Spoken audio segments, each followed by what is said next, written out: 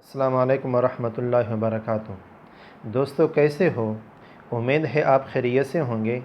اللہ تعالیٰ آپ کو خوش اور آباد رکھے۔ آج کی ویڈیو میں فیمیل لیکچر اسلامیات کے پی پبلک سروس کمیشن کے انٹرویو کے سوالات اور ساتھ ساتھ جوابات شیئر کرنا چاہ رہا ہوں تاکہ آپ لوگوں تک بھی فائدہ پہنچ سکے۔ تو چلو سٹارٹ کرتے ہیں۔ سب سے پہلا سوال جو ہے وہ ہے، والدین غریب ہو اور بچے امیر ہو تو ان کو زکوٰۃ دی جا سکتی ہے؟ مطلب یہ ہے کہ اگر بچہ امیر ہے اور زکوٰۃ دینا چاہ رہا ہے کہ میں اپنے والدین کو زکوٰۃ دے دوں، تو کیا وہ اپنے والدین کو، ماں باپ کو زکوٰۃ دے سکتا ہے؟ تو دوستو، جو زکوٰۃ کے مصارف ہیں وہ اللہ تعالیٰ نے خود سورۃ التوبہ آیت نمبر 60 میں ذکر کر چکا ہے۔ اعوذ باللہ من الشیطان الرجیم، بسم اللہ الرحمن الرحیم، انما الصدقات للفقراء والمساکین والعاملین علیہا، جو 8 مصارف ہیں اس میں تو ذکر نہیں ہے۔ اس کے ذیل میں در مختار میں کتاب الزکوٰۃ اور باب المصرف میں جلد نمبر 3 اور صفحہ نمبر 294 پر لکھتے ہیں کہ آپ اپنے اصول اور فروع کو زکوٰۃ نہیں دے سکتے۔ تو اصول سے کون مراد ہے؟ اصول سے مراد ہے والدین، باپ کا باپ، باپ کا دادا، دادا کا باپ یا دادا کا دادا، اس طرح آگے جائیں۔ پھر اماں، اماں کی امی اور اماں کی دادی اور دادی کی امی اور پھر دادی کی دادی، اس طرح جائیں، یا نانا نانی، یہ سارے اصول ہیں۔ اور فروع کو بھی نہیں دے سکتے۔ فروع کا مطلب یہ ہے کہ اپنے بیٹے کو نہیں دے سکتے، بیٹے کے بیٹے کو نہیں دے سکتے، بیٹے کی بیٹی کو نہیں دے سکتے، بیٹے کے بیٹے کی بیٹی کو نہیں دے سکتے۔ تو اس طرح نیچے جائیں، اس کو فروع کہا جاتا ہے۔ نہ آپ اصول کو دے سکتے ہیں زکوٰۃ، نہ آپ فروع کو دے سکتے ہیں۔ اچھا، اس سے آگے دوسرا سوال یہ ہے کہ والدین کو خرچ دینا ضروری ہے؟ کیا والدین کو خرچ دینا ضروری ہے؟ مطلب یہ کہ زکوٰۃ تو نہیں دے سکتے، ابھی آپ ان کو خرچہ بھی ضرور دیں گے، تو اس میں بھی قدر تفصیل ہے۔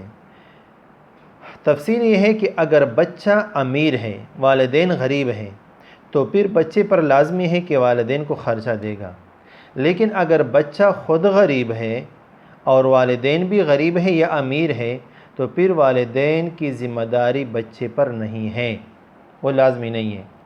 لیکن اگر بچہ امیر ہے، والدین غریب ہے، تو اس وقت دینا لازمی ہے۔ لیکن اگر والدین بھی امیر ہے، بچہ بھی امیر ہے، پھر بھی لازمی نہیں۔ جب بچہ امیر ہے اور والدین غریب ہیں تو اس کا ثبوت کہاں سے ہم کریں گے؟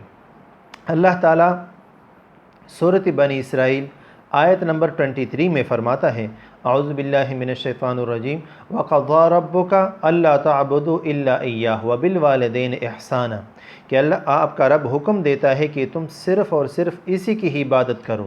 عبادت کے ساتھ ساتھ اللہ تعالیٰ والدین کے ساتھ حسن سلوک کا ذکر لاتا ہے۔ وَبِالْوَالِدَيْنِ إِحْسَانًا، والدین کے ساتھ بھلائی کرنا۔ اور والدین کے ساتھ بھلائی کرنا کیا ہے؟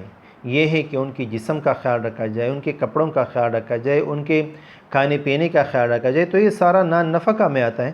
تو اسی وجہ سے فقہا فرماتے ہیں کہ بچے پر، امیر بچے پر لازمی ہے۔ اسی طرح حضرت عائشہ رضی اللہ تعالی عنہ کی حدیث مبارک ہے، ابو داؤد شریف میرے خیال میں حدیث نمبر 3528 حدیث مبارک ہے، وہ فرماتی ہے کہ جناب نبی کریم صلی اللہ علیہ وسلم فرماتے ہیں کہ سب سے اچھا اور پاکیزہ چیز وہ ہے جو آدمی اپنے کمائی سے کھائے اور اس کی اولاد اس کی کمائی ہے۔ مطلب یہ ہے کہ جب اولاد کی کمائی باپ کی کمائی ہے تو ظاہری بات ہے نا کہ باپ کی جو نفقہ ہے، جو رہن سہنے کا خرچہ ہے، وہ بھی بچوں کے خرچے میں ضروری ہے۔ اچھا، اس سے اگلا سوال جو ہے وہ یہ ہے، علوم الحدیث سے کیا مراد ہے یا علم حدیث سے کیا مراد ہے؟ دوستو، علم حدیث یا علوم حدیث ان قوانین کے جاننے کا نام ہے جس میں سند اور متن کے احوال سے بحث کی جاتی ہے۔ سند اور متن کے احوال سے بحث۔ علم حدیث کا موضوع کیا ہے؟ علم حدیث کا موضوع سند اور متن ہے۔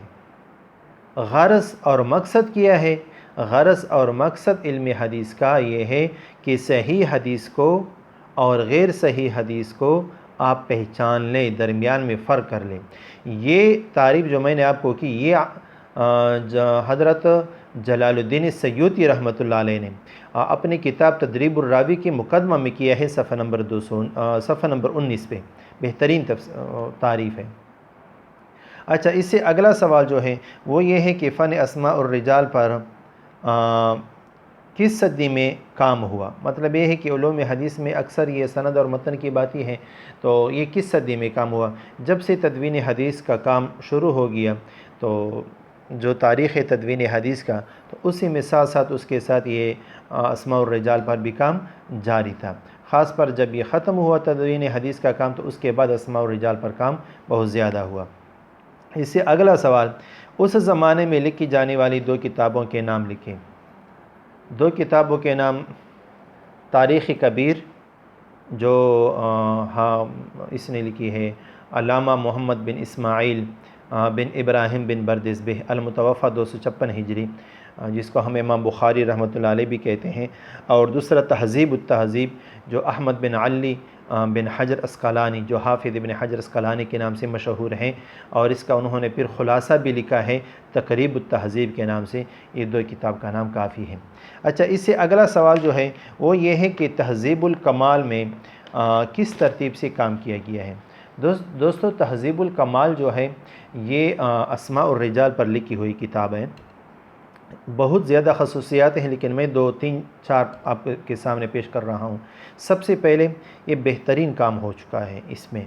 دوسری بات، صحاح ستہ پر انہوں نے بہترین کام کیا ہے۔ جتنے اسماء الرجال ہیں صحاح ستہ کی، ان سب کا ان میں تذکرہ موجود ہے۔ تیسری بات، ہر راوی کے ساتھ ان کے استاد اور شاگرد کا بالاستیعاب ذکر موجود ہے، کہ جو راوی ہے ان کا استاد بھی، ان کا شاگرد بھی۔ اچھا، چوتھے نمبر پر روات کے جو اساتذہ ہیں اور جو شاگرد ہیں، ان کے حروف معجم کے لحاظ سے بھی انہوں نے ترتیب سے لکھی ہوئی ہیں تقریباً۔ اور دوسری بات یہ ہے آخر میں کہ جو راوی کا سن وفات ہے یا اس میں جو علماء کا اختلاف ہے، وہ بھی اس میں بہترین انداز میں موجود ہے۔ اس سے اگلا سوال جو ہے وہ یہ ہے کہ بیع غرر کیا ہے؟ بیع غرر یا بیع غرر، یہ دونوں طریقوں سے پڑھا جا سکتا ہے۔ اگر بالفتحہ پڑھا جائے بیع غرر، تو غرر کا معنی ہوتا ہے خطرناک، اور اگر بالکسرہ پڑھا جائے تو اس کا معنی ہوتا ہے دھوکہ۔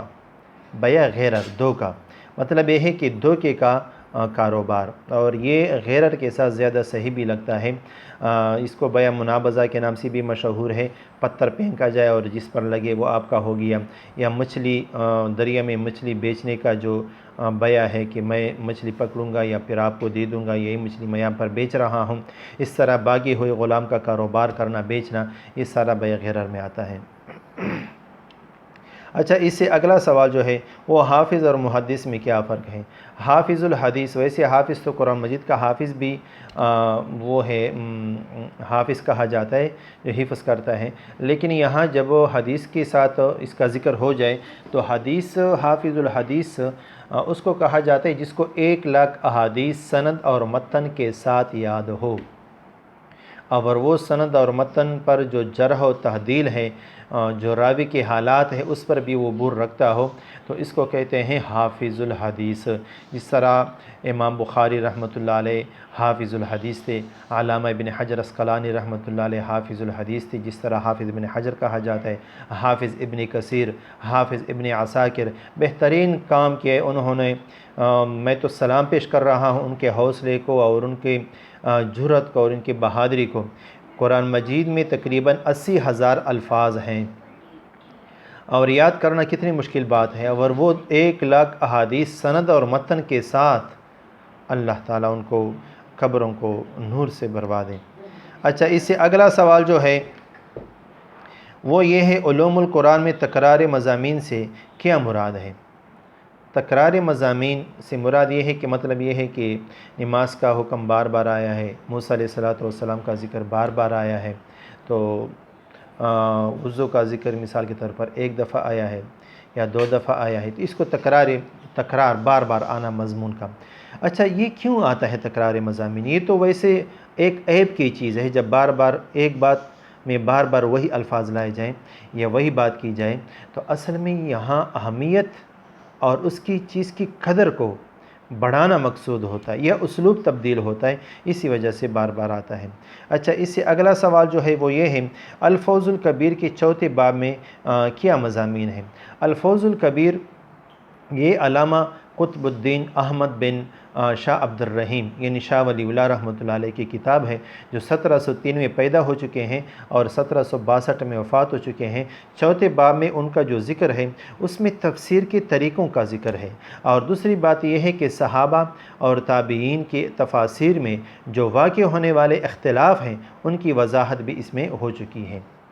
اچھا، اس سے اگلا سوال وہ یہ ہے، طوال میں کون سی صورتیں شامل ہیں؟ دوستو، اس کو سب طوال بھی کہا جاتا ہے یا طوال لمبی صورتیں۔